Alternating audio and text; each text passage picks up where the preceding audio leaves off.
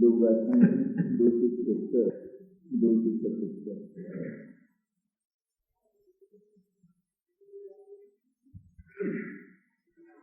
व्यवहार में और निश्चय नए के जो कथन है उनका स्वरूप बताया। दोनों गाथाएं व्यवहार में सम्यक दर्शन ज्ञान चारित्र के संबंध में क्या कहता है और निश्चय नए क्या कहता है, ठीक है। दोनों गाथाएं आचारांगादि शब्द सूतक ज्ञान है, क्योंकि वह ज्ञान का आश्रय है। जीवादि नौ पदार्थ दर्शन है, क्योंकि वे दर्शन के आश्रय है। और छह जीव निकाय चारित्र है, क्योंकि वह चारित्र का आश्रय है। इस प्रकार व्यवहार है। शुद्ध आत्मा ज्ञान है, क्योंकि वह ज्ञान का आश्रय है। शुद्ध आत्मा दर्शन है, क्योंकि वह दर्शन का आश्रय है। और शुद्ध आत्मा चारित्र है, क्योंकि वह चारित्र का आश्रय है। इस प्रकार निश्चय है। इनमें व्यवहार में प्रतिषेध अर्थात निषेध है, क्योंकि आचारांगादि को ज्ञानादि का आश्रयत्व अनैकांतिक है, वे विचार युक्त है। शब्द सुतादि को ज्ञानादि का आश्रय स्वरूप मानने में वे विचार आता है, क्योंकि शब्द सुतादि के होने पर भी ज्ञानादि नहीं भी होते, इसलिए व्यवहार में प्रतिषेध है। और निश्चय नए व्यवहार नए का प्रतिषेधक है, क्योंकि शुद्ध आत्मा के ज्ञानादि का आश्रयत्व ऐकांतिक है। शुद्ध आत्मा को ज्ञानादि का आश्रय मानने में वे विचार नहीं है, क्योंकि जहाँ शुद्ध आत्मा होता है वहाँ दर्शन ज्ञान चारित्र होता ही है। ये बात हेतु पूर्वक समझाई जाती है। व्यवहार में निश्चय सम्यक दर्शन ज्ञान चारित्र के जो निमित्त हैं, आचारांगादि सुतज्ञान, जीवादि नवतत्व और छकाय के जीवों की रक्षा, इनको सम्यक दर्शन ज्ञान चारित्र कहता है। क्योंकि जिसको शुद्धात्मा का लक्ष्य हो तो उसको सम्यक दर्शन ज्ञान चारित्र का ये जो व्यवहार है वो शुद्धात्मा की प्राप्ति में अर्थात श्रद्धा में, ज्ञान में और आचरण में निमित्त बनता है। लेकिन जिसको शुद्धात्मा का लक्ष्य नहीं है तो वह केवल आचारांगादि शब्द सुख को, जीवादि नौ पदार्थों को और छकाय के जीवों को, इनको सम्यक दर्शन ज्ञान चारित्र मान लेता है। तो निश्चय नए उसका निषेध करता है। निमित्त की ओर से इनको सम्यक दर्शन ज्ञान चारित्र कहा गया, वो एक अलग बात। और इन्हीं को सम्यक दर्शन ज्ञान चारित्र का हेतु मान लिया गया तो वह सदोष हो गई है।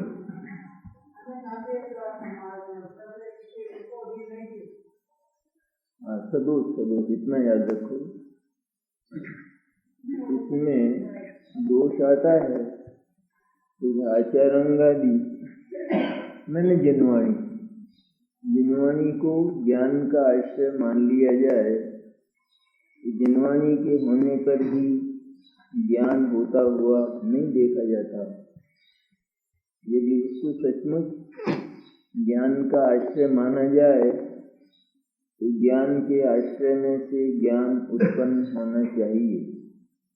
जैसे आत्मा ज्ञान का आश्रय है तो आत्मा में से ज्ञान पैदा होता है। जिसे दूध की केतली कही जाए, ये बात कहने को तो होती है, क्योंकि ऐसा कहने से दूध प्राप्त किया जा सकता है, क्योंकि वो दूध उस समय केतली के सानिध्य में है। तो वही अगर नहीं कहा जाए तो उसकी उपलब्धि नहीं होगी। लेकिन दूध की केतली कहने पर यदि सचमुच केतली को दूध की माना जाए तो फिर केतली में से दूध प्राप्त होना चाहिए, और तब रीति केतली में से दूध कभी भी प्राप्त नहीं होता है। लेकिन दूध को प्राप्त करने के लिए हम इस वचन का प्रयोग करते हैं, ये बताने के लिए कि इस समय दूध केतली के पास है, उसके निकट है वो, इसलिए वहां जाकर उसको प्राप्त कर लो। लेकिन कथन में उस केतली को ही दूध की कहा गया। दूध की बनी हुई ऐसा वचन में आया, लेकिन किसी ने ऐसा माना नहीं कि केतली दूध की बनी हुई होती है। ऐसा अगर मान ले तो फिर जहाँ जहाँ केतली होगी वहाँ उसमें से दूध उपलब्ध होगा। जैसे दूध वाली भैंस, उसमें से दूध प्राप्त होता है, इसी तरह दूध वाली केतली में से दूध प्राप्त होता है, क्योंकि वो तो दूध से भिन्न जाति का पदार्थ है, इसमें दूध का नाम निशान भी नहीं है। इसी तरह आचारांगादि जो शास्त्र हैं वो तो शब्द हैं, क्योंकि ये शुद्ध का अर्थात आत्मा का ज्ञान कराते हैं। इनसे आत्मा का ज्ञान हो जाता है, इसलिए इनको भी शुद्ध के नाम से पुकारा जाता है। शब्द शुद्ध है तो भाषा वर्णना, अथवा ये जो लिखा हुआ है ये आहार वर्णना, लेकिन ये उस आत्मज्ञान से बिल्कुल भिन्न प्रकार की भिन्न जाति का पदार्थ है, उद्गल है एकदम। लेकिन ज्ञान होता है तो शब्द के होने पर ही होता है। आत्मज्ञान होने आत्मा के संबंध में सबसे पहले सुना जाता है। कोई भी शनि पंचेंद्रिय हो तो उसको सबसे पहले आचारांगादि शास्त्रों में आत्मा का जो वर्णन आया वह वर्णन गुरु के मुंह से सुना जाता है, अथवा गुरु के मुंह से सुनकर के जिनवाणी में पढ़ा जाता है, अथवा पहले जिनवाणी में पढ़ा गया हो और बाद के गुरु के मुंह से भी सुना गया हो। ज्ञान तब होता है, लेकिन वो जो शब्द के रूप में कहा जा रहा है वो ज्ञान नहीं है। ये जरूर कहा जाएगा कि मुझे तो गुरुदेव की वाणी से ज्ञान हुआ, गुरुदेव की वाणी से ज्ञान हुआ, पर वाणी में ज्ञान नहीं था। लेकिन ये कहे बिना इस बात का पता ही नहीं चल सकता कि ज्ञान होने की पद्धति क्या है, ज्ञान किस तरह होगा, आत्मज्ञान, उसका एक पता दिया इस वचन का प्रयोग करके। इसी तरह व्यवहार ने ये कहा कि आचारांगादि शब्द सूतक ज्ञान है। आचार अंग आदि में जो कहा गया है वो सूतक ज्ञान है, अर्थात आचार अंग आदि में कही हुई बात को सुनकर उसको समझे तो उसका नाम सूतक ज्ञान है। सूतक ज्ञान समझता है ना, ये शास्त्र समझते हैं, लेकिन क्योंकि ये सूतक ज्ञान के निमित्त बनते हैं इसलिए निमित्त की ओर से इनको भी सूतक ज्ञान कहा है ना। जैसे केतली दूध का आश्रय बनती है तो केतली को भी दूध की कहा, दूध की ही कहा ना, बिल्कुल साफ। ऐसा तो नहीं कहा कि इसमें रखते हैं, इसमें रहता है, कि निमित्त है, कि हेतु है, ये तो कुछ नहीं बोला, सीधा दूध की बोला ना। इसी तरह ये जो आचार अंग आदि शास्त्र ये भाषा वर्णना की पर्याय है, लेकिन उनको ज्ञान कहा, ये सूतक ज्ञान है। क्यों कहा ऐसा? क्योंकि ये भाव सूतक ज्ञान रूप जो आत्मबोध आत्मानुभूति है उसके निमित्त बनते हैं। तो यही बनते हैं निमित्त,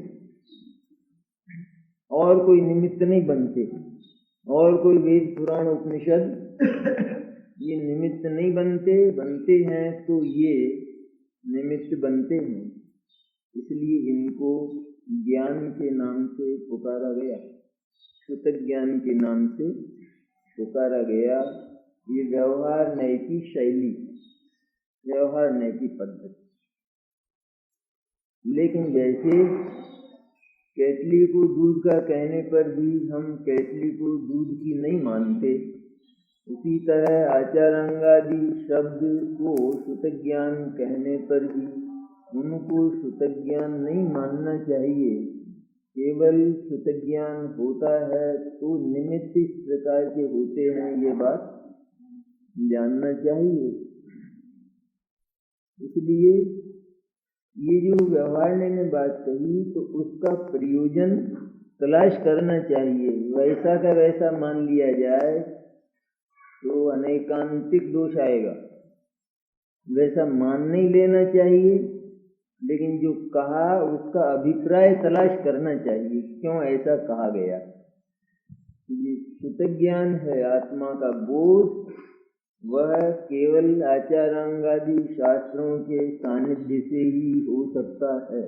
अन्य से तीर्थंकर की वाणी के अतिरिक्त अन्यत्र आत्मबोध की कोई गुंजाइश नहीं होती। इसलिए कहा जीवादि नव पदार्थ दर्शन है, जीवादि नव पदार्थों का स्वरूप जाने और उनकी श्रद्धा करे तो सच्चा सम्यक दर्शन होने की संभावना होती है, हो सकता है। इनको ही न जाने, यही न जाने और जाने, नाना प्रकार के तत्व जो दुनिया में कहे हैं उनको अगर जाने तो सम्यक दर्शन कभी भी नहीं हो सकता। केवल जिनोपदिष्ट जो नव तत्व हैं अथवा 7 तत्व हैं उनको जानकर उनके स्वरूप की श्रद्धा करे और उनमें से भी आत्मा को छांटे, उनको जानकर उनके स्वरूप को जानकर उनमें हे उपादेय का विभाग करे और पहला जो जीव तत्व है उपादेय उसकी श्रद्धा करे, उसकी प्रतीति करे तो सम्यक दर्शन होता है, अन्यथा नहीं होता। पर होता है तो ऐसे होता है तो 7 तत्व अथवा 9 तत्व के स्वरूप को जानकर ही होता है, अन्यथा नहीं होता। तो इसलिए ये जो 9 पदार्थ हैं ये दर्शन के आश्रय हैं, इनसे सम्यक दर्शन होता है। दर्शन के आश्रय है, मैंने क्या, इनके आश्रय से सम्यक दर्शन होता है, ऐसा व्यवहार ने बोला। व्यवहार ने जो कहा उसका अभिप्राय हमने तलाश किया। व्यवहार ने इसलिए कहा है इनके स्वरूप को जानकर, इनमें हे उपादेय की कक्षा बनाकर जो उपाधि तत्व है आत्मा, उसकी प्रतीति करे तो सम्यक दर्शन होता है, लेकिन होता इन्हीं को जानकर है, इनके स्वरूप को जानकर ही है। इसलिए इनको दर्शन का आश्रय कहा। ये तो हुआ अभिप्राय। अब ऐसा का ऐसा विश्वास कर ले, ये जो नौ तत्व हैं ये सम्यक दर्शन है, उन नौ तत्वों का विचार किया करे और ये कहा करे कि भगवान ने नौ तत्व कहे और मुझे नौ तत्व की पूरी श्रद्धा है, तो इसको सम्यक दर्शन नहीं होगा। क्यों नहीं होगा?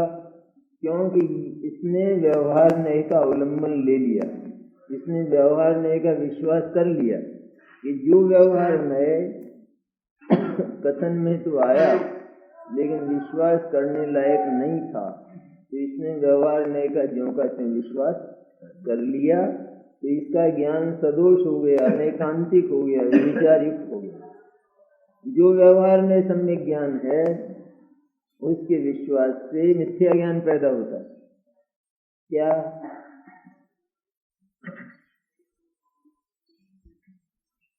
इस प्रकार ये कहा वे दर्शन के आश्रय हैं और 6 जीवनिकाय चारित्र है। 6 प्रकार के जीवों का जो समुदाय है, 5 स्थावर और 1 पृथ्वी चारित्र है, क्योंकि इनके बिना चारित्र नहीं होता। इनके बिना चारित्र क्या है? चारित्र तो आत्मा का आचरण है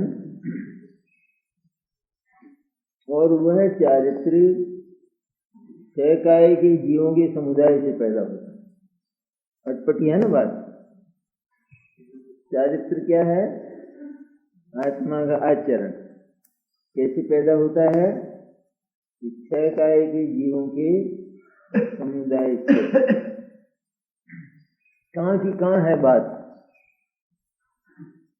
6 काय के जीवों का जो समुदाय है उसके प्रति चित्त में जो दया का, रक्षा का भाव पैदा होता है, वहाँ चित्त की भावभूमि कोमल बनती है और ऐसी कोमल भावभूमि अर्थात ऐसा शुभ भाव, ऐसी मंद कषाय का परिणाम, वहाँ चारित्र का जन्म हो सकता है। जो शुद्धाचरण है आत्मा का, उसका जन्म ऐसी भावभूमि में होता है, इसलिए इस भावभूमि को चारित्र कहा। लोग कहते हैं ना, दुकान है वो तो हमारे हाथ पांव हैं, दुकान नहीं हो तो हाथ पांव चले टूट जाए, चलते हैं टूट जाते हैं। दुकान चलती है क्यों? सुगंध जी चलती दुकान चलती है, जो मजा आता है वहाँ सब समझते हैं कैसी चलती है। वैसे उसको पूछते भी हैं और उसका जवाब भी देते हैं, यहाँ बहुत अच्छी चलती है, बिल्कुल नहीं चलती। लेकिन अभिप्राय को समझने में जीव कितना चतुर है, बहुत चतुर है ना। शायद उससे कठिन नहीं है ये भाषा, शास्त्र की भाषा। दुकान चलती है, बहुत अच्छी चलती है, बिल्कुल नहीं चलती, उससे कठिन नहीं है ये भाषा। लेकिन उस कठिन भाषा को तो जीव समझता है, हाँ बहुत अच्छी चलती और बिल्कुल नहीं चलती। यहाँ कहता है कि ऐसा क्यों बोले साहब, आचार्य ने ऐसा झूठ क्यों कहा, हमको चक्कर क्यों दिया? वो चक्कर नहीं है, चलना नहीं चलना।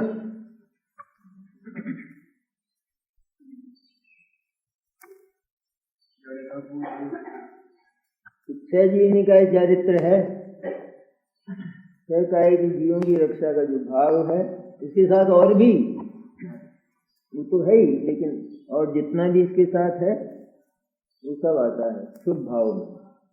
वो चारित्र है,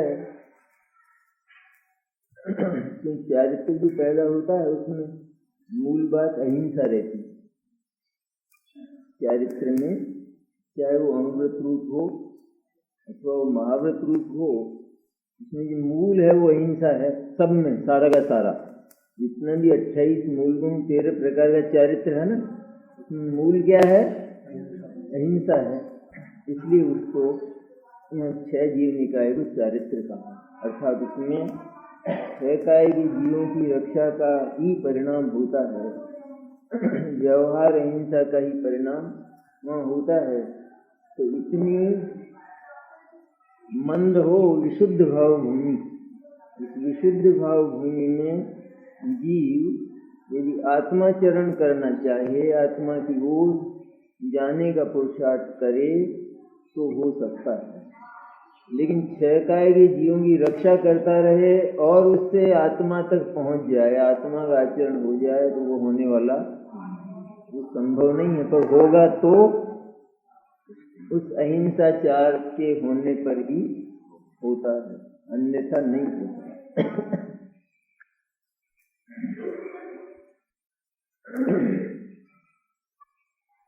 क्योंकि वह चारित्र का आश्रय है। वो जो अहिंसा है, 6 काय के जीवों की रक्षा, तो चारित्र का आश्रय है। वहां से चारित्र का जन्म होता है। ऐसा किसने कहा? किसने कहा ऐसा? व्यवहार ने। अब निश्चय की बात, शुद्ध आत्मा ज्ञान है क्योंकि वो ज्ञान का आश्रय है। शुद्ध आत्मा दर्शन है क्योंकि वो दर्शन का आश्रय है। शुद्ध आत्मा चारित्र है क्योंकि वह चारित्र का आश्रय है। इस प्रकार निश्चय है। इनमें व्यवहार में प्रतिषेध्य अर्थात निषेध्य है, क्योंकि आचारांगादि को ज्ञानादि का आश्रयत्व अनेकांतिक है, व्यभिचार युक्त है। आचारांगादि जो शब्द है भाषा वर्णना की पर्याय है, उनमें ज्ञान नहीं होता। उनको अगर ज्ञान का आश्रय मान लिया जाए तो वो क्या करेगा? ज्ञान की इच्छा वाला, तो वो केवल उन आचारांगादि शास्त्रों को पढ़ेगा, सुनेगा और ये मानेगा तो मुझे ज्ञान हो जाएगा, मुझे ज्ञान होगा और मुझे ज्ञान हो जाएगा, ऐसा मानेगा। लेकिन एकांत उनके विश्वास पर रहने से ज्ञान नहीं होगा, क्योंकि उनमें ज्ञान नहीं, जिसमें नहीं है उसमें से आएगा क्या? नहीं आएगा। भगवान को कहे कि आप मुझे निर्देशन दे दो ना, आपके पास तो है, तो वो कहेंगे कि हमारे पास तो हमारा है, दिया नहीं जा सकता, तेरे लिए नहीं है, दिया नहीं जा सकता है, नहीं है उनके पास हमारे लिए, तो वहां से प्राप्त नहीं हो सकता है। यहाँ तो आचारांगादि जो शब्द शुद्ध है उसमें तो ज्ञान है ही नहीं, बिल्कुल भी नहीं है, और उसको ज्ञान का आश्रय मान लिया जाए तो जीव एकांत उनके भरोसे उनके विश्वास पर रहता है। तो क्या होता है फिर कि वह अपने अंतरंग ज्ञान का उपयोग और प्रयोग नहीं करता, इसलिए उसको ज्ञान की उपलब्धि नहीं होती है। वो तो मानता है कि बस इनको पढ़ने से मेरे को सम्यक ज्ञान होगा। उसके साथ में और एक काम और करना पड़ता है नहीं, उनको पढ़ता है और फिर अपने ज्ञान में उसके अर्थ को और उसके भाव को तलाश करता है, तब ज्ञान होता है। तो वो एक अलग व्यवसाय हुआ। उसके साथ में ये कहना व्यभिचार युक्त है, अनेकांतिक है, सदोष है, क्योंकि कभी तो आचारांगादि के होने पर ज्ञान होगा और कभी आचारांगादि के होने पर ज्ञान नहीं होगा, इसलिए सदोष वाग नहीं, दोष होगा।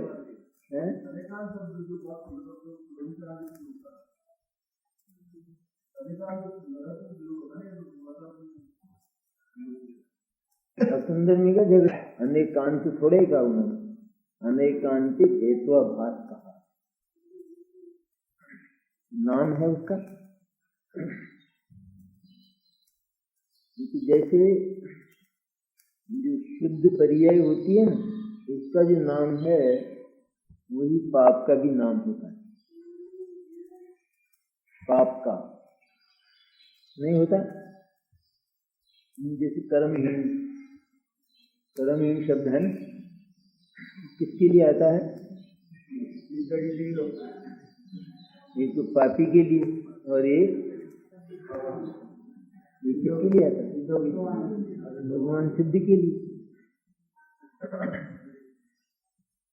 इसी तरह यहाँ ये दर्शन शास्त्र के हैं असल में, ये केवल जैन दर्शन का नहीं है, लेकिन ये हेतुआभास होते हैं ना, एक तो सच्चा हेतु और एक हेतुआभास, जिसमें क्या होता है कि कभी उस हेतु के होने पर साध्य का पता लगे न भी लगे, कभी पता लगे और कभी पता न लगे। जैसे जहाँ जहाँ धुआं होता है वहाँ वहाँ अग्नि होती है, ऐसा एक तर्क व्याप्ति है दर्शन शास्त्र में।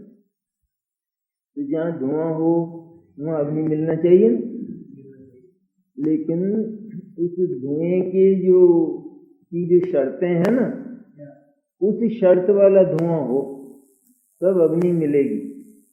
अन्यथा रेलगाड़ी जा रही है, धुआं छोड़ती जा रही है, तो वो रेल तो आगे निकल गई है, उस धुएं को हम देखते हैं तो अग्नि कहाँ है वहाँ? तो ये हेत्वाभास हुआ नहीं कि जहाँ जहाँ धुआं है वहाँ तो धुएं के साथ भी तो 63 शर्तें लगती हैं जब वो पूरा पड़ता है कि धुआं ऐसा होना चाहिए, वरना वहाँ अग्नि कहाँ है? धुआं तो है नहीं है। अथवा चूल्हा बुझा दिया अपन ने, तो धुआं भरा हुआ था रसोई घर में, वो धुआं तो निकल नहीं पाया अभी, चूल्हा बुझा दिया तो अग्नि कहाँ है वहाँ? अब उस धुएं से अग्नि तलाश करें, मिलेगी?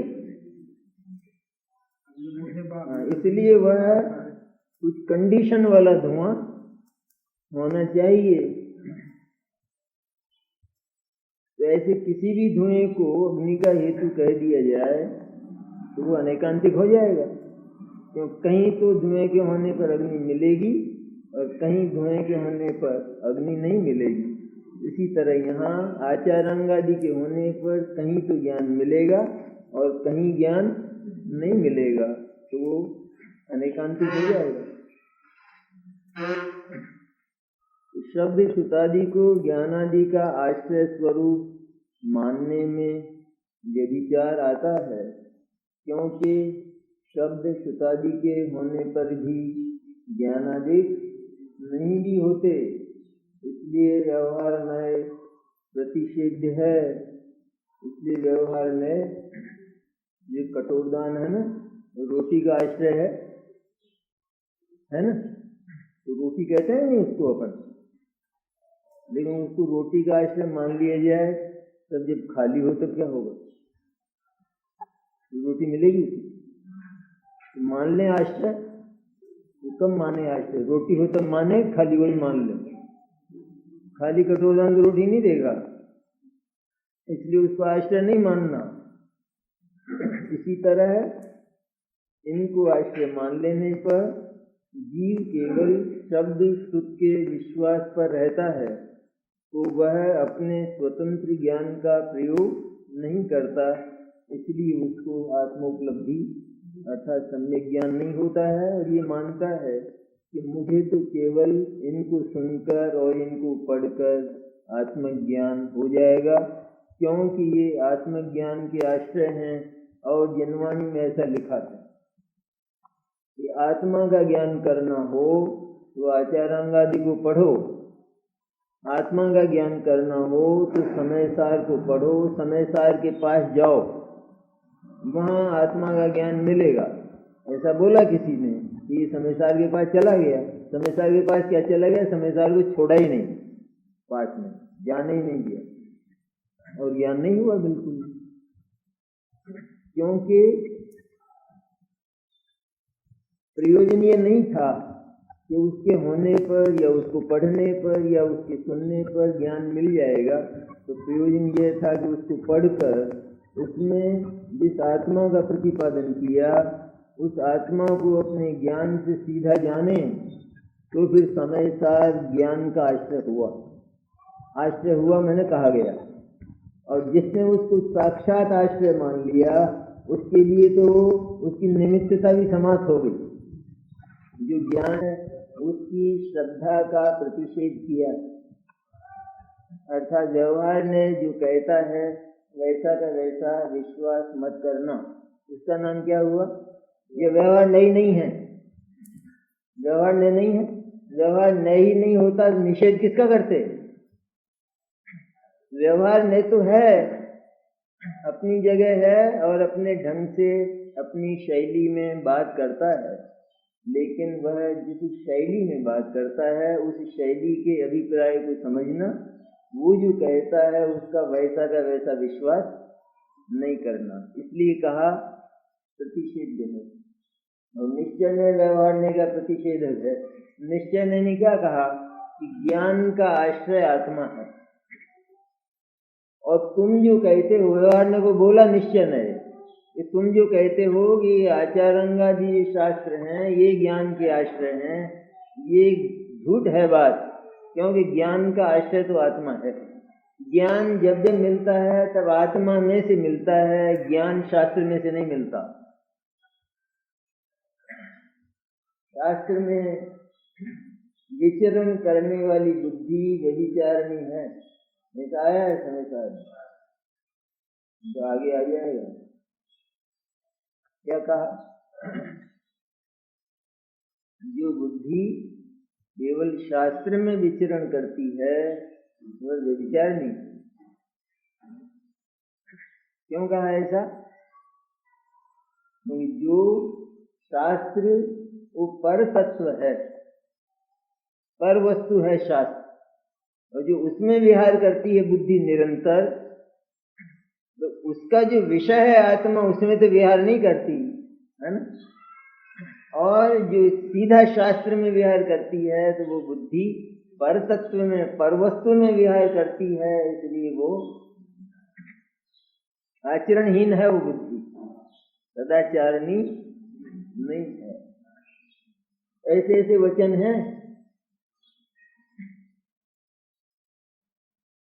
तो निश्चय न प्रतिषेधक है, अर्थात निषेध करने वाला है, क्योंकि शुद्धात्मा के ज्ञानादि का आश्रयत्व एकांतिक है। एकांतिक है मन वास्तविक है, वहीं से होता है। शुद्धात्मा के अवलंबन से ही ज्ञान होता है, क्योंकि ज्ञान आत्मा में रहता है, इसलिए वहां से हर समय प्राप्त किया जा सकता है। शास्त्रों में ज्ञान नहीं रहता, इसलिए शास्त्रों में से ज्ञान कभी भी प्राप्त नहीं किया जा सकता। ये निश्चय ने कहा है, सीधी बात कही निश्चय ने। तो अगर केतली को दूध की कहता है तो फिर दूध की अलग से तो जरूरत है नहीं है, तब तो फिर केतली को चूस लिया कर तो उसमें से दूध आ जाएगा, क्योंकि वो केतली दूध की है। लेकिन निश्चय ने कहा कि मैं ये कहता हूँ केतली दूध की न तो हुई है न कभी होने वाली है। केतली में दूध बिल्कुल अलग और न्यारा रहता है। तो केतली में जो दूध की जो केतली है उसको तो कोई छूता ही नहीं है, उसमें से केवल दूध, उसमें से व्यवहार नहीं तो जगह जगह आता है। उस केतली में से व्यवहार नहीं तो कदम कदम पर आता है, समझने के लिए कि हम केतली को नहीं चूसते पर हम केतली में से दूध लेते हैं। फिर वही बात, वे केतली में दूध नहीं है तो कहां से लेते हो? लेकिन वो कदम कदम पर आता है समझने के लिए। केतली में से मैंने केतली का जो आकाश है तो वहां से हम दूध प्राप्त करते हैं। शुद्ध आत्मा को ज्ञानादि का आश्रय मानने में व्यभिचार नहीं है, क्योंकि जहाँ शुद्ध आत्मा होता है वहाँ दर्शन ज्ञान चारित्र होता ही है।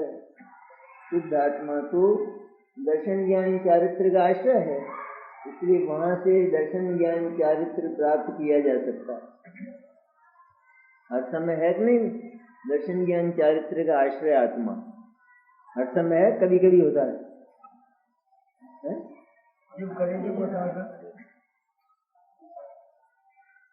हर समय है, हर समय वो तो खदान है, खदान कोश एकदम। जो समुद्र है ना, जल का आश्रय है कि जब चाहो तब उसमें से जल प्राप्त करो। रेगिस्तान जल का आश्रय नहीं है, जैसे समुद्र जल का आश्रय है, उसमें सदैव जल मिलता है। इसी तरह आत्मा में दर्शन ज्ञान चारित्र सदैव मिलते हैं। जब चाहो तब उसमें से अपनी पर्याय को डुबो, पर्याय का पात्र, पर्याय की गागर आत्मा के सागर में डुबो और उसमें दर्शन ज्ञान चारित्र का पानी